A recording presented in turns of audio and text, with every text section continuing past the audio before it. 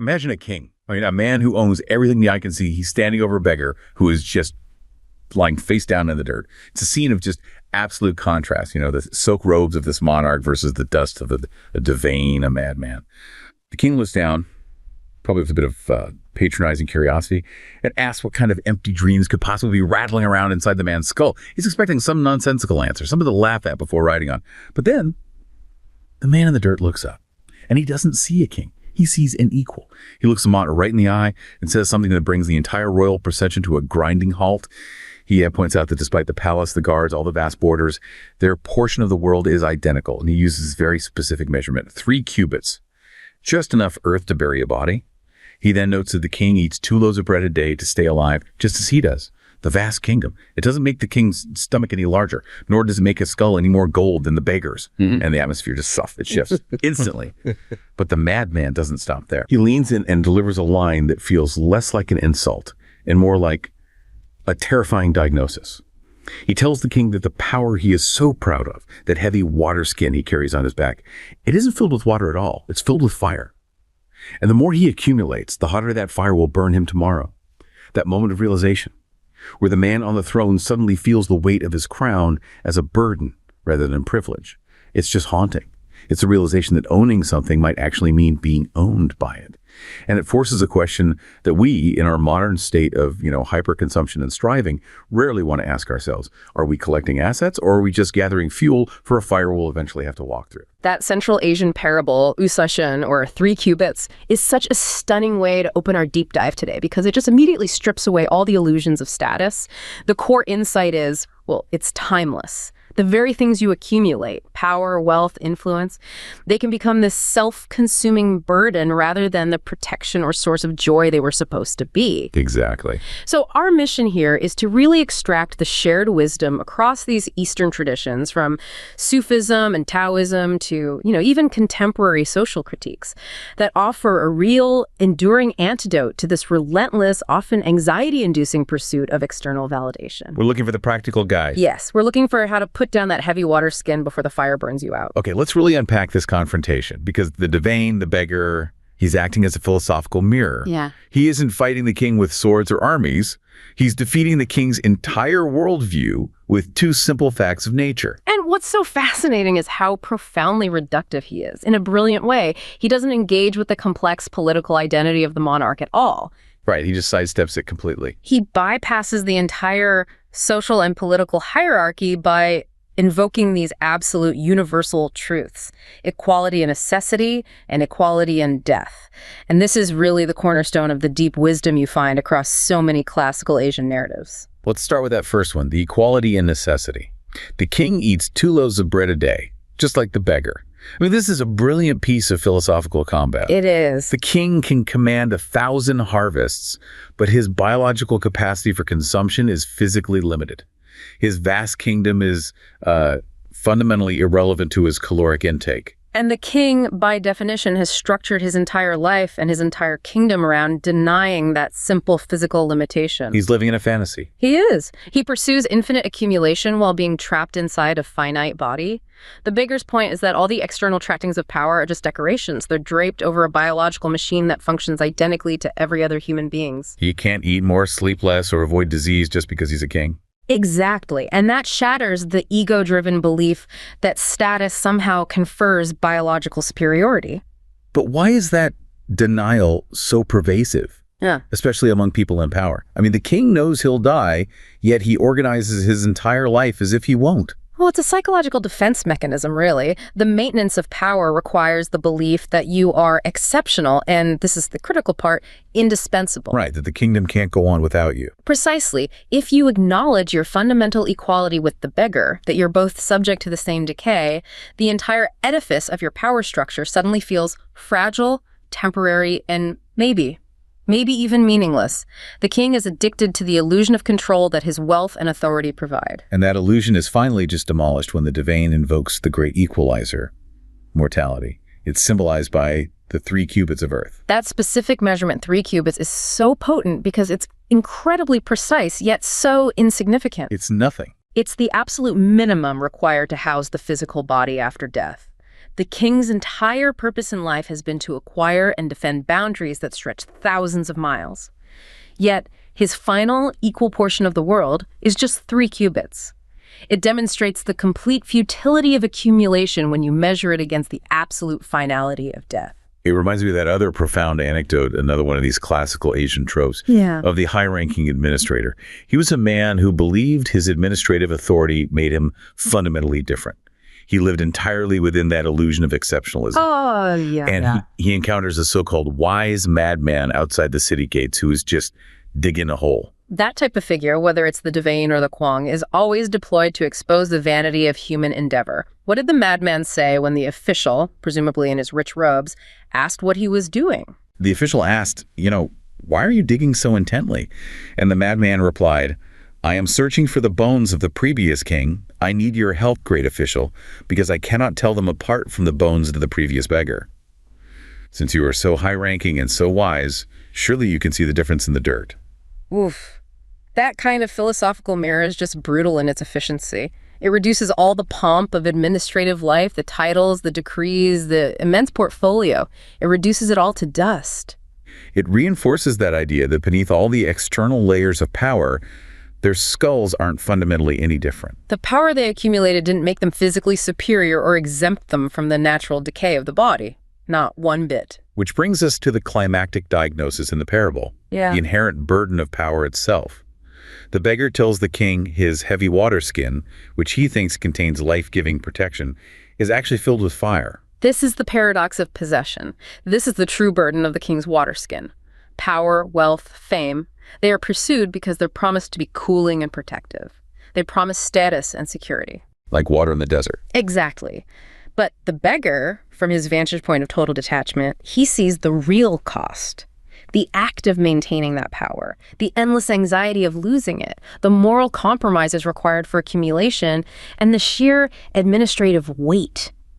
It all transforms that cooling water into a self-consuming fire. So the king doesn't just possess the kingdom. No. The necessity of defending it, judging people, managing corruption, and constantly worrying about succession actually possesses him. He is owned by the very thing he owns. This is the critical insight, especially when we talk about administrative authority. Right. The king carries this massive heavy stone, the water skin of fire, while the beggar travels light, completely free from the necessity of defense or maintenance.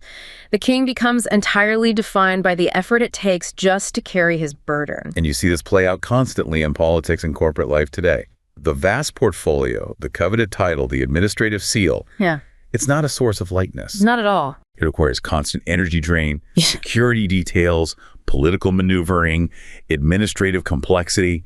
It is quite literally a heavy stone to carry to a place where everyone else, having put down that burden of striving, travels light. The fire is the anxiety that consumes your sleep. Yes. And this realization that authority is a burden, not a blessing, is what we're going to see reflected again and again across the wisdom traditions we examine, starting with the very philosophical role played by the man who delivered the message. The wise fool. This figure, the wise fool or the madman, is so pervasive, not just in Central Asia, but all across Eastern literature, from Persian Sufi texts to ancient Chinese parables. So let's define the role of this character, the Devane or the Kwong.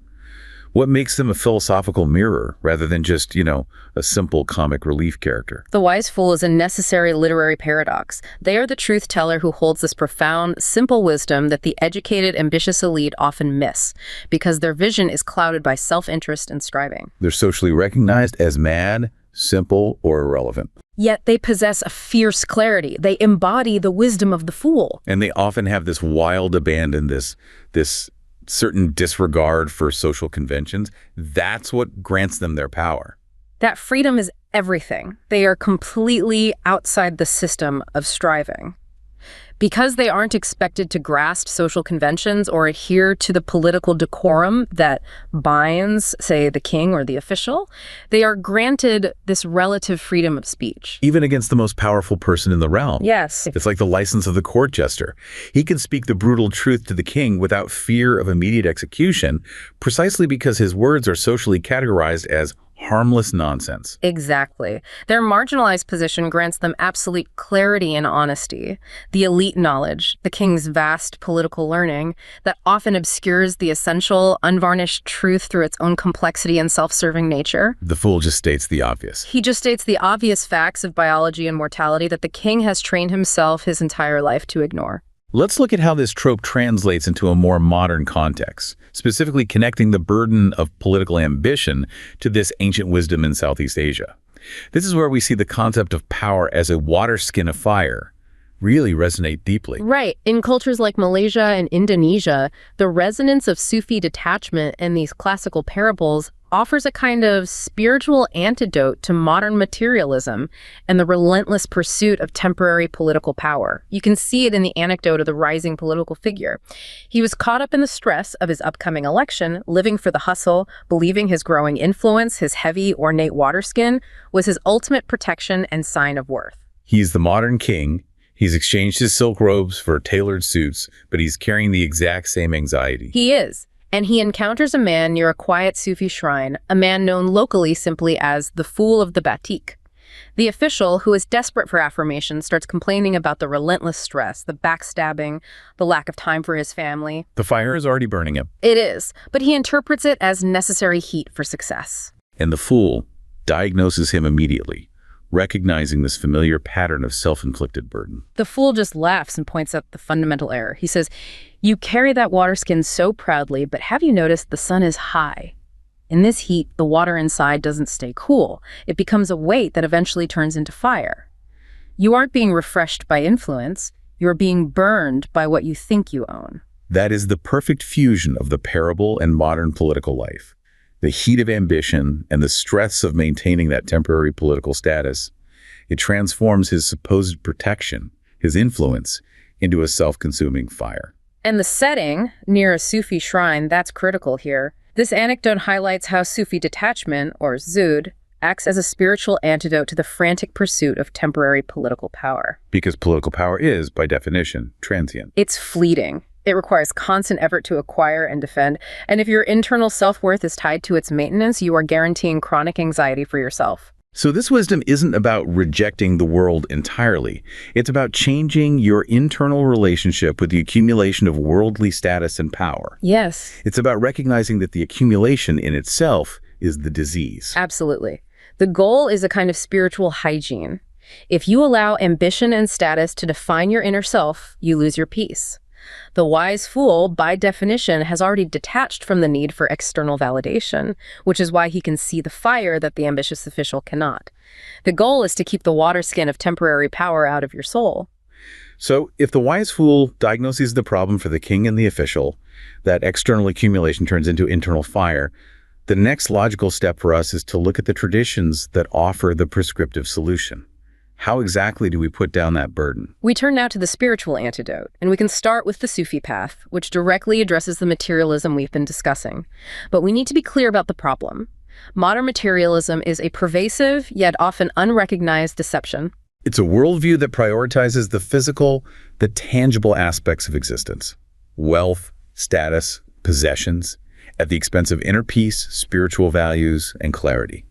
We're told, either implicitly or explicitly, that we are what we own. And the outcome is this paradoxical sense of emptiness. We chase accumulation, believing it will bring success and fulfillment. But the Sufi traditions would argue that this focus fosters a culture where success is only measured by accumulation. And this leads instead to a profound sense of disconnection and hollowness. It creates a void in the heart. And as the teachings emphasize, that void can never be filled with worldly things. You keep buying things, upgrading, striving for the next promotion, but the feeling of sufficiency, it never arrives. Because fulfillment, according to this perspective, is an inward journey. It's about knowing and aligning with a higher purpose. Chasing external, fleeting worldly pleasures inevitably results in spiritual impoverishment because those things are, by their very nature, transient. So how does Sufism, which is often viewed through this really narrow lens of, isolationist asceticism, how does it address this trap of a material world? Through the key principle of Zuhd. or detachment from the world. And we have to clarify this point thoroughly because it is so often misinterpreted. Right. Detachment does not mean abandoning the world, selling all your possessions, or rejecting material comforts wholesale. It's about managing your relationship with those things. So it sounds less like a physical retreat and more like a carefully maintained psychological and spiritual boundary. It is exactly that. Zuhd is defined as placing the world in your hands, not in your heart. Think of it this way. A Sufi may possess great wealth. They might be a successful merchant or administrator, but the wealth or the power does not possess the Sufi. So using a modern analogy, having money in your checking account, ready to be used or given away, that's having it in your hands. Yes. But having all your emotional stability tied up in non-liquid, emotionally stressful assets, like a highly leveraged investment that keeps you up at night, that means it's in your heart. That is an excellent way to frame it. If your heart is free, it cannot be burned by the fire in the king's water skin. The Sufi's heart remains free and devoted to a higher purpose, untainted by the anxiety of acquisition or the dread of loss. So if that's the goal, a heart that is free, what are the specific spiritual mechanics Sufism uses to maintain this state of purity and detachment while still engaging fully with the world? They employ these core practices that are designed to cleanse the heart. The first is Dhikr, which is the remembrance of God. It is often called the lifeline for the soul. And this isn't just passive reflection. Not at all. It's an active, immersive practice. What are the mechanics of Dhikr? Is it silent or is it audible? It can be both, but its function is uniform. It is the rhythmic, often repetitive chanting of the names of God or short sacred phrases. This practice is designed to occupy the internal dialogue to prevent the mind from drifting into worldly anxiety, egoic striving, or incessant worry about future loss.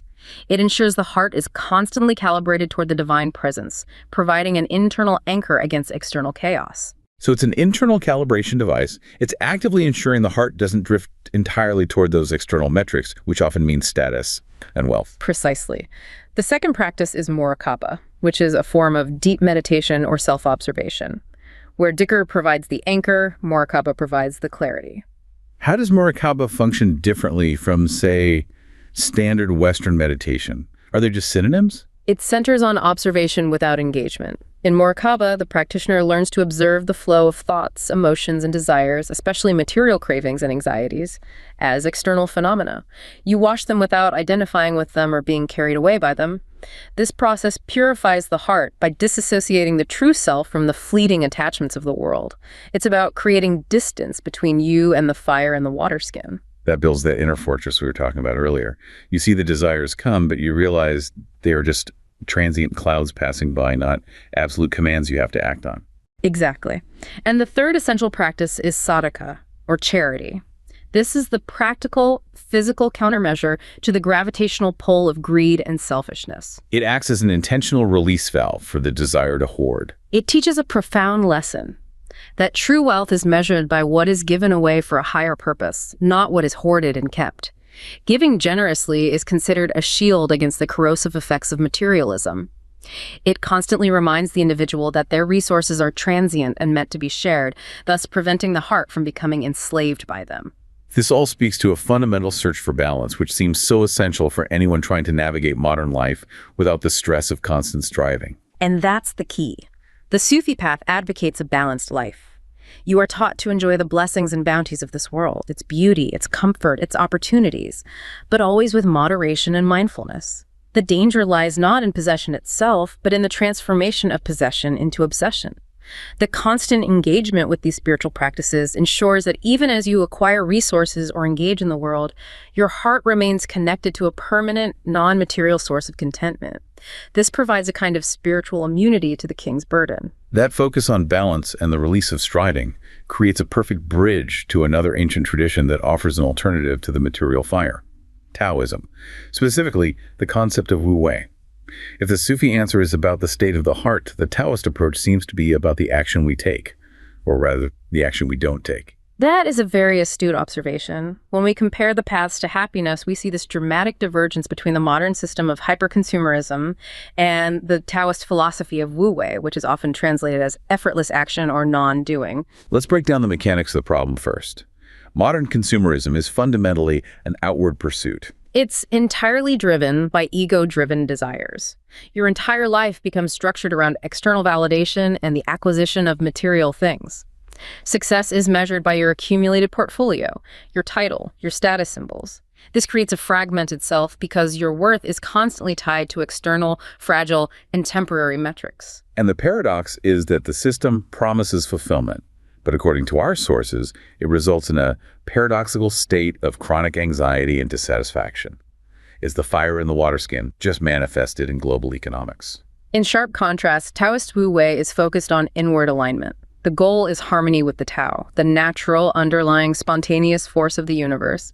And this leads to the freedom we're seeking, detachment from desires and inner wholeness. Wu Wei does not mean lethargy. It means acting spontaneously and appropriately without forceful exertion, egoic manipulation, or desperate striving. Okay, before we explore the freedoms of Wu Wei, let's slow down and look closely at the 4 specific mechanisms, the traps, that modern consumerism uses to keep us constantly running on that treadmill of accumulation. The first, and perhaps the most frustrating trap, is hedonic adaptation. It's the cruel paradox of desire. We all know the feeling. You buy the shiny new thing, the new car, the upgraded gadget, and you get that initial dopamine rush, that surge of positive feeling. But then it rapidly diminishes. You just return to your baseline level of happiness. This is a widely documented phenomenon. Psychologically, human beings adapt very quickly to new circumstances. If you get a 10% raise, you feel great for a month, but soon that new salary just becomes the new normal, and then you start craving the next 10% increase. The brain constantly adjusts the goalposts. This process creates an insatiable appetite for the next purchase, perpetually trapping individuals in a consumption cycle that offers temporary thrills but never sustained fulfillment. The initial rush fades, Spurring the desperate desire for the next fix to replace the fire with illusory water. and the system needs that dissatisfaction to survive. If we were truly content with what we have, the whole economy would seize up. The second trap is the corrosive nature of social comparison. Consumerism thrives on measuring self-worth against often illusory, idealized images. Just think of the heavily curated lives presented through sophisticated marketing and social media. This chronic comparison fosters an inescapable sense of inadequacy and spurs envy. We call it keeping up with the Joneses, but it's far more subtle and constant now. You feel fine with your current life until you see someone else's highlight reel, and suddenly what you have isn't good enough. You feel compelled to acquire more just to maintain some invisible social metric. It alienates you from your own intrinsic nature by creating a sense of perpetual lack. And the empirical evidence confirms that while upward social comparison can sometimes be motivational, it correlates far more frequently with negative emotional states like jealousy, anxiety, and diminished satisfaction, especially when it's tied to material wealth. The third trap is the tangible burden the beggar warned about: debt and financial distress. The desire for immediate gratification, facilitated by readily available credit, leads very quickly to financial strain. And that strain is far more than just economic. It has massive, scientifically confirmed psychological consequences. The sources show that financial distress is closely linked to severe adverse mental health outcomes. When you are financially stressed, you are worried every single day. We're talking about real psychological fallout here. Absolutely. The strain creates this vicious psychofinancial cycle leading to strained relationships and, critically, a proven threefold increase in the likelihood of concurrently and persistently experiencing mental health breakdowns. The external quest for material validation profoundly disrupts internal harmony and stability, reinforcing the idea that the waterskin of accumulation is indeed filled with anxiety and fire. And finally, we see the trap of environmental guilt. For many people, especially younger generations, the awareness of overconsumption's ecological footprint, resource depletion, pollution, it creates an unavoidable sense of ethical burden. This burden adds a new layer of internal friction. We're told to consume for happiness, but the conscious awareness that this consumption is harming the planet creates a deep ethical conflict. One source noted a study found that 6 in 10 young people globally feel guilty about their negative environmental impact. Wow. That is another source of psychological disease generated by the consumerist quest itself. So if consumerism presents these 4 traps: hedonic adaptation, social comparison, debt, and guilt, Taoist Wu Wei must offer a harmonious series of freedoms that counteract them. Let's start with the first freedom. The first freedom is cultivating mindfulness. In the Taoist context, this means achieving a deep, unwavering presence, a conscious living in the present moment, which allows us to shed those ego-driven desires and connect with the natural, vital energy of the Tao. It's about being so fully present that the manufactured desire for the next acquisition simply doesn't have a foothold. Exactly. When you are fully present, the pressure to acquire something else or be something else just dissolves. You realize the moment itself is sufficient. The second freedom is an appreciation for simplicity, which directly counteracts hedonic adaptation. The classic lousy quote comes to mind: "Too many flavors will destroy your taste. Too many colors will ruin your eyesight." It's a powerful and accurate analogy for the dulling effect of constant stimulation. By embracing fewer, more authentic experiences, you cultivate a heightened sensitivity to the subtle, inherent joys of life. True happiness is found not in acquiring complex, artificial pleasures, but in the inherent beauty and sufficiency of simple living. Paradoxically, the less you strive for external gratification, The closer you get to this inherent wellspring of joy. that simplicity leads directly to the third freedom: reduced stress from striving, which is the core of Wu Wei.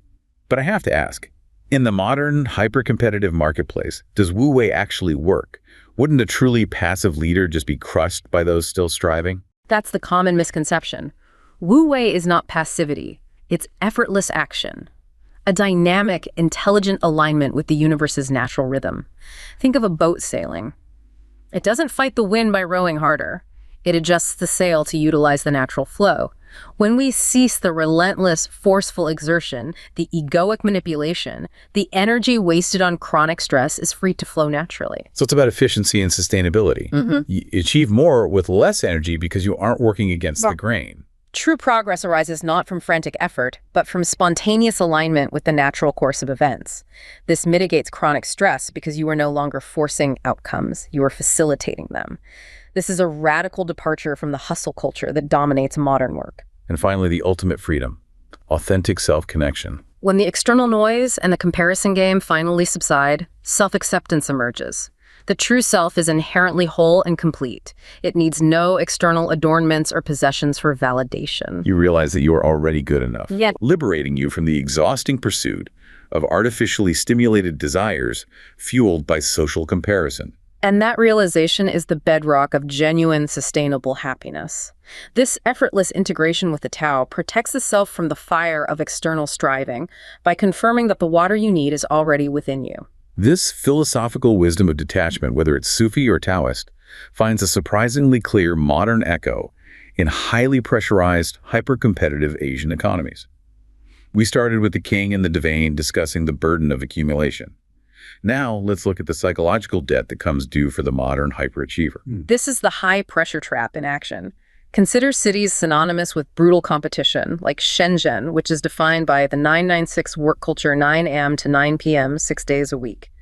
This frantic pace is the direct, modern analog to the king's desperate accumulation of power. The psychological cost is just immense. I recall the anecdote of the young professional there who documented his burnout. His apartment was filled with luxury items he had no time or energy to use. He was financially wealthy, but existentially bankrupt. He was carrying the fire. He encountered an eccentric old man who lived in a remarkably minimalist hut outside the city center. The official narrative would tell the young professional to aim higher. But the old man gives the diagnosis derived straight from the ancient wisdom. He says, "You are building a mountain of gold just to stand on the peak and realize you can't breathe the thin air. I have stayed in the valley where there is oxygen. My peace is sustainable. Your wealth is a high-pressure trap." That's the concept of involution, isn't it? Running faster just to stay in the same place. Involution is the Sisyphean pursuit of modern capitalism. It's working desperately hard merely to maintain a status quo that offers no genuine advancement toward well-being. Traditional philosophy views this as profoundly futile. The intense effort required simply to keep up means the individual is consumed by the maintenance, just like the king was consumed by the burden of his administrative seal. That realization of futility, amplified by harsh economic realities, directly feeds into modern forms of voluntary retreat. This is where the modern Chinese buzzwords Tang Ping and Bailan emerge. Let's start with Tang Ping, lying flat. Tang Ping is an ideological retreat. It is a calculated rejection of grueling competition in favor of a low-desire life. It's a step away from the mandated great ideals of incessant striving that are promoted by society. When the competition is too harsh, the stress too high, and the rewards too meager or fleeting, the only psychologically sustainable option is to minimize effort and desire. So if striving costs too much energy for too little return, the answer is to just stop playing the game entirely. Exactly. And then you have Bailan, let it rot, which is even more profound. This is a voluntary, conscious retreat from pursuing difficult goals because the individual has realized they are too unrealistic or unattainable. It means actively embracing a deteriorating situation rather than trying to turn it around through futile, stressful effort. It sounds like a psychological defense mechanism against chronic failure or against the system's unfairness. It is a collective expression of exhaustion. And what's fueling this widespread social emotion is a convergence of very real pressures.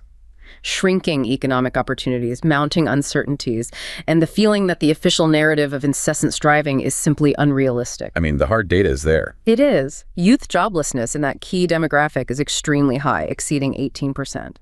When the effort required yields no reward, adopting Bailan becomes the rational, psychologically sustainable option. It's a refusal to cooperate with the official, hyper-competitive narrative and a search for connection with others who share that same sense of exhaustion and resignation. These phrases reflect a shared social emotion of the day. They allow people to find solidarity and reject the idea that their personal worth is tied to impossible external targets. If we connect this to the bigger picture, this modern withdrawal mirrors the ancient philosophical responses we've discussed. The response to information overload, ultra-competitiveness, and corrosive materialism is a movement toward inner peace and the Taoist concept of absence of man-made desires. When the man-made, ego-driven path becomes too painful and burdensome, too much fire, the natural reaction is to seek the natural, effortless flow of life, or simply to lie down. We began this deep dive with a powerful parable of a king who fundamentally misunderstood possession as protection, believing the heavy weight he carried was water, only to realize it was fire.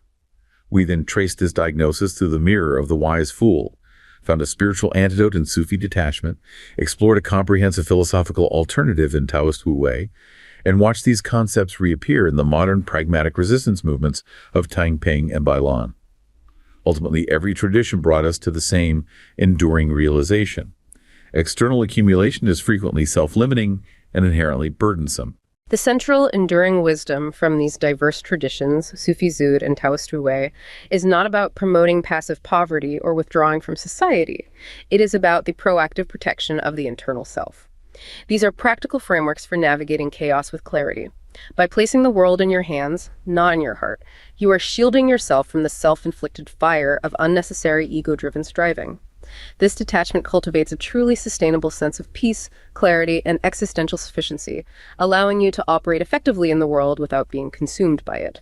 The true freedom is realizing that you are not defined by the weight you carry.